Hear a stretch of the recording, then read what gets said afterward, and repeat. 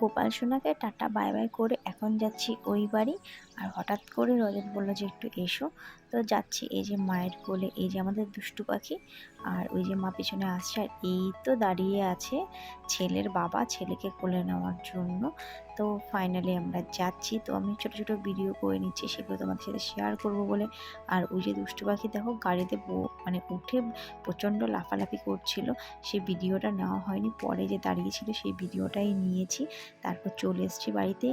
ঘর দেখে তো মাথায় হাত, একদম দেখছি যে মানে মানে চারোদিকে মানে কাগজপত্র নোংরা এত করে রেখেছি, আমি বুঝে পাই না যে এরকমভাবে মানুষ ঘুমায় কী করে। আমার হাজব্যান্ডকে বললাম, আমার হাজব্যান্ড বলছে আমি ব্যাচেলার মানুষ, তো ঘর আমার এরকমই থাকবে। তো কি করব, আমার তো বাবা নোংরা একদম পছন্দ হয় না। আমি এবার টুকটুক করে যে সবগুলো একদম ক্লিন করেছি, ক্লিন করে তারপর আবার যাচ্ছি একটু রথের মেলাতে। তো মিনি ব্লগটা কেমন লাগলো জানিও। তারপর চলে এলাম বাড়ি।